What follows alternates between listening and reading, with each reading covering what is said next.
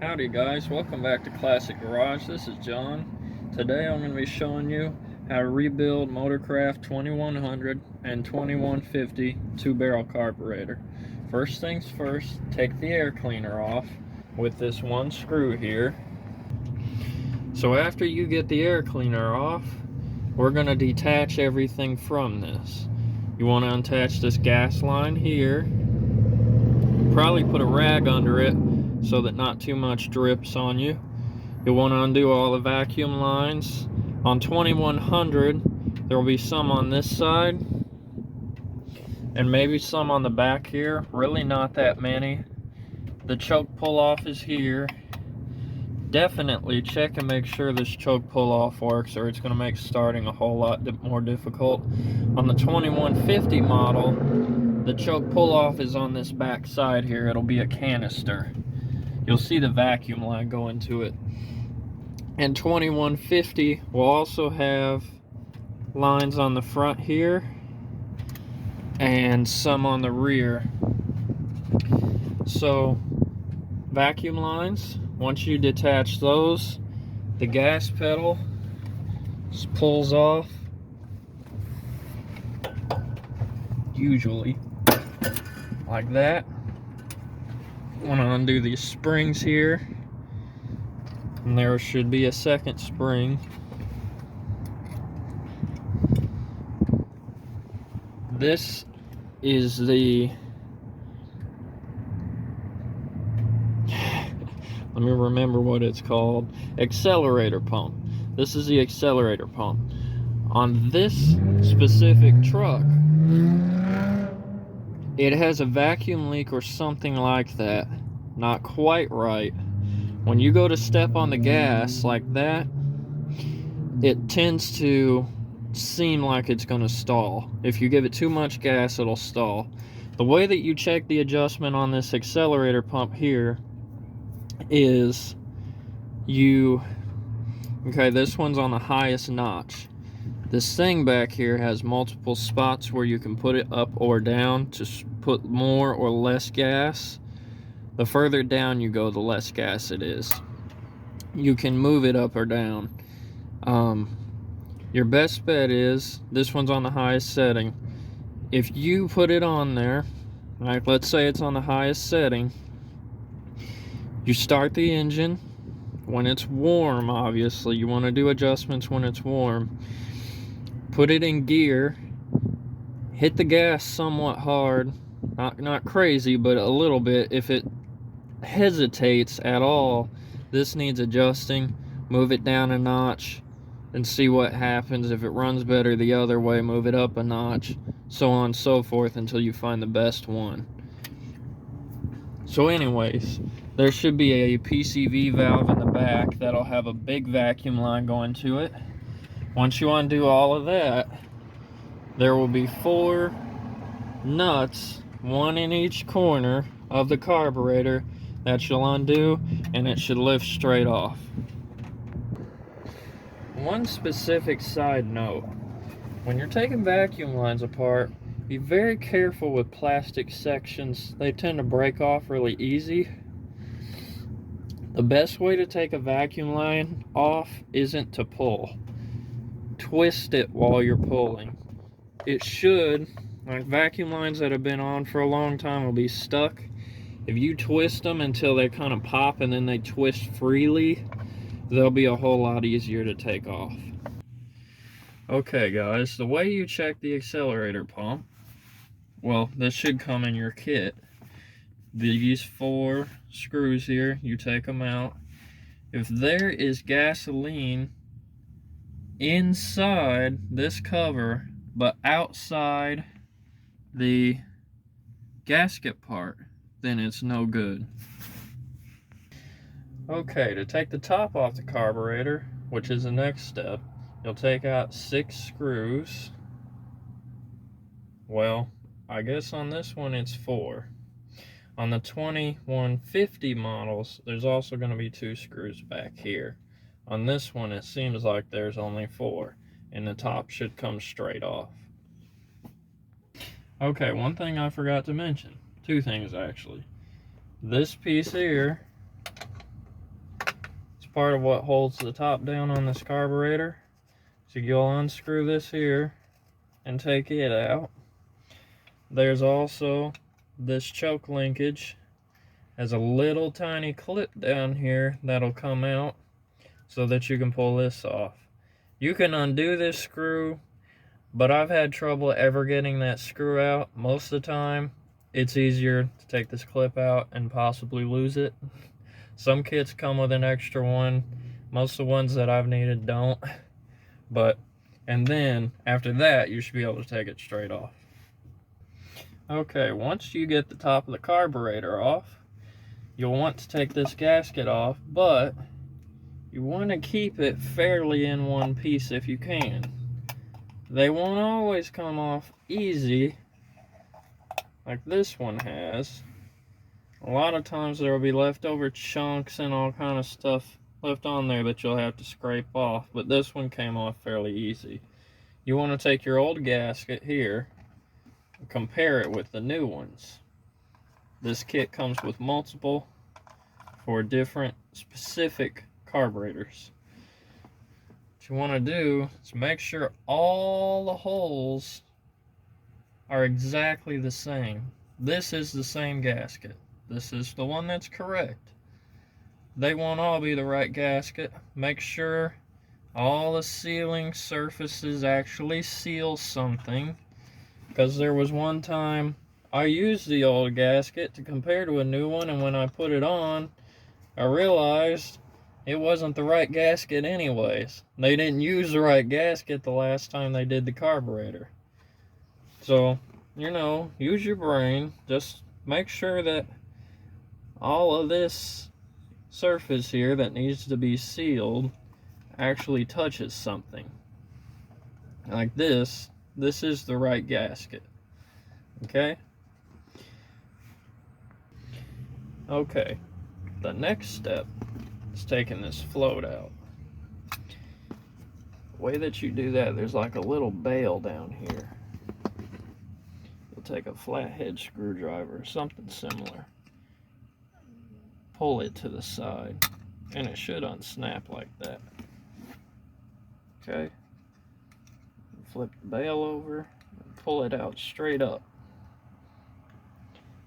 There's the float, and there's the needle right here.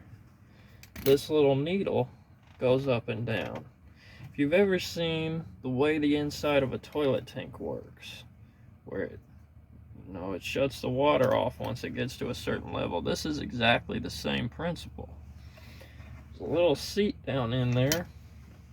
This valve goes down when this float goes up, and it pushes against there and seals it off. This one,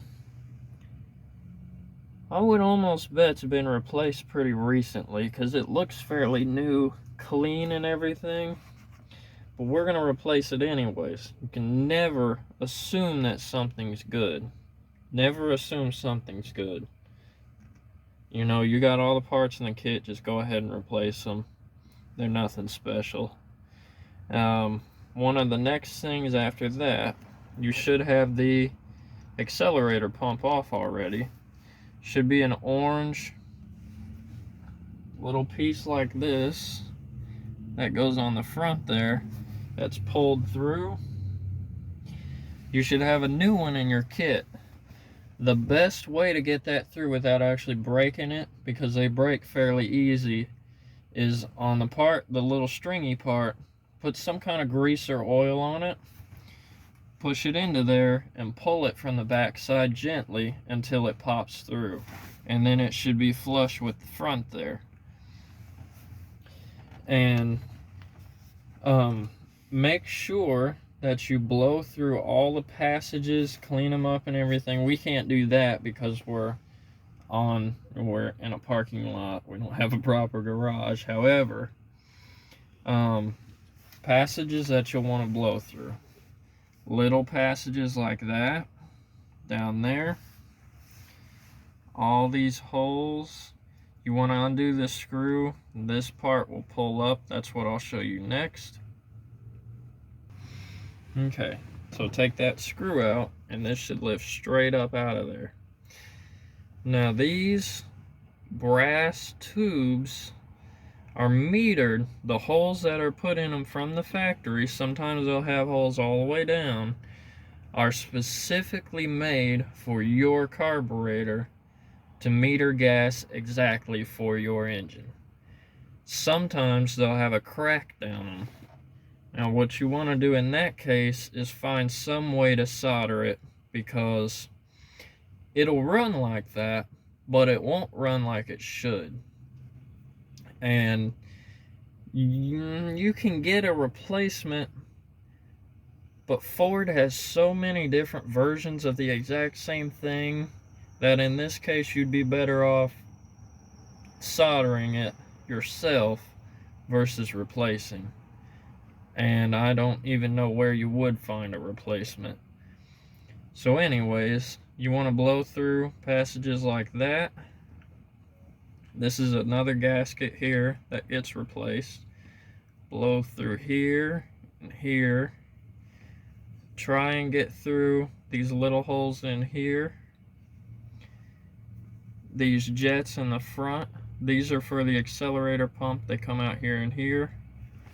And then the carburetor side, you want to blow through all these holes and passages to make sure they're clear.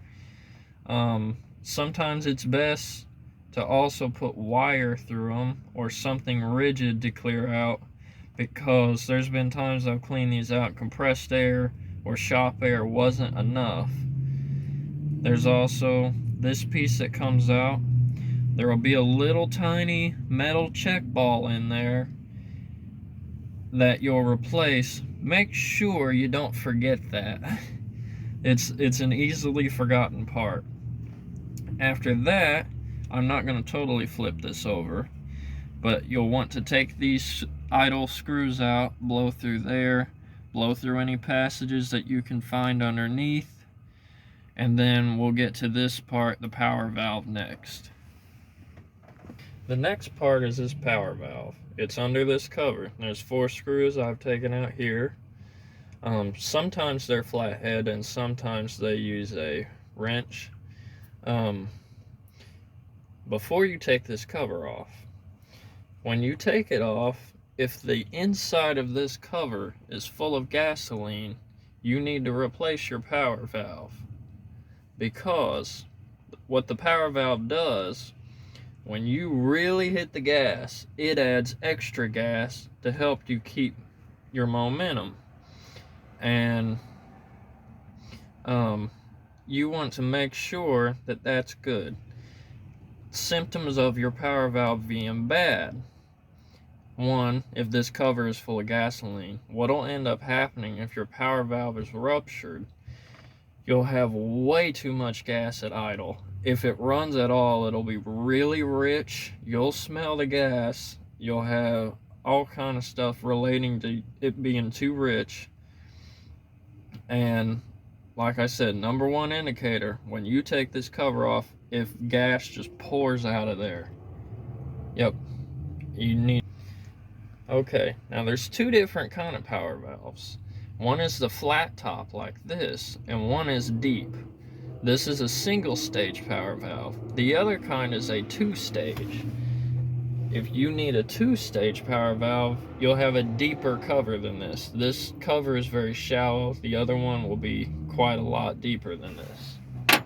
And like I said, this is fairly flat on top. This is single stage. This one's good because the cover wasn't full of gas. But the other kind is flared out on the top, and it'll be probably about that much taller. This just unscrews with a regular wrench, and you just take it out and screw another one in. There's another gasket here. Make sure your surface is clean and everything. And there's a gasket between this and this flat part here. Once you take the power valve out, there'll be more passages in there that you want to blow out at the front. And this gasket here, like I said, make sure you clean up your surface, because you can see this left quite a bit here. Just make sure it's cleaned up, and then put this section back together the same way as it came apart. One thing I should mention, this gasket here, if you have a particularly troublesome surface or something that isn't nicely machined, I've had better luck using a Viton O-ring than using this kind of regular gasket. So if it slowly seeps past there, you're going to have trouble getting your idle circuit to work correctly. But if you do end up using a Viton O-ring, you'll set it fairly tight and then come back about a week or two, or a couple runs later, and tighten it back up. You'll have to take the cover back off and tighten it up again, because it'll thin out once it's heated a couple times. Okay, now to put the carburetor back together, you just follow the same steps that you did to take it apart in reverse. Do it in sections, little pieces, until you get it back together. When you go back to the engine, you want to replace this gasket.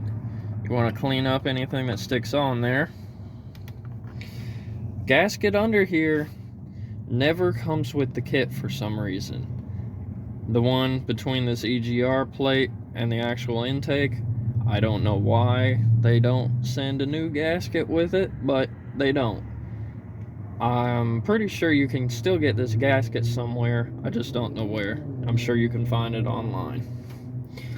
The EGR valve back here, fairly important to make sure your engine doesn't have pre-ignition or spark knock, whatever you want to call it.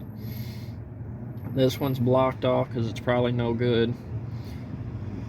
That's something, doesn't really take away any horsepower. It's something you really want to have working. A lot of people take it off for all kind of different reasons, but personal preference, I would rather have that on there and have a few more vacuum lines than have to rebuild my engine early because I didn't have it on there and I had spark knock. That's just me though. $50 part is quite a lot better than rebuilding your whole engine over it. Anyhow, once you get it back together, replace this gasket here, you'll put it back together in the same fashion as before, but in reverse, and then you'll snug these bolts up. Make sure when you put everything together, you don't home run everything, the screws and all that. Be gentle with it, they'll break easy. They're tiny little screws. Once you get the carburetor bolted back down, you'll want to come back after you run it quite a few times, come snug these bolts back up a little bit. Okay. Alright, now we got the carburetor back on. Make sure you don't forget to put the gas line back together. We got the vacuum lines back on. We got bolts tightened. Everything seems to be good. Make sure you double check everything. Now we're going to start the engine, and it should be difficult to start because now there's no gas up here. So we'll have to wait for gas to get up there before it'll actually start. There's more to adjust on this, which will be in another video, to get it to start easily and correctly in the way that it should. This was to fix my problem of when I step on the gas at a stoplight, it feels like it's going to stall. This should fix that problem. Anyhow, I'm going to start the engine and we'll come back. Alright, engine's running. Seems to be running alright. Check for leaks and all that. Seems to be doing pretty good. The next thing is a test drive. I'm not going to film that, but I very much appreciate you watching. And I will film the adjustment and all of that, and figuring out the choke, how to set the choke up, which is something a lot of people have trouble with, getting it to where it starts easy. Remember, subscribing, you are helping me to perform repairs like this, showing you what to do and keeping these cars and trucks on the road. It means a lot to me to do stuff like this, so I definitely appreciate you subscribing. Thank you so much for watching, guys, and I'll see you next time. Alright guys, I thought I'd give you a little end result. It did turn out real well. It's running a whole lot better. And it takes off a whole lot better than before. It practically jumps from a stoplight, and it never did that. Anyhow, thanks for watching. I'll see you next time.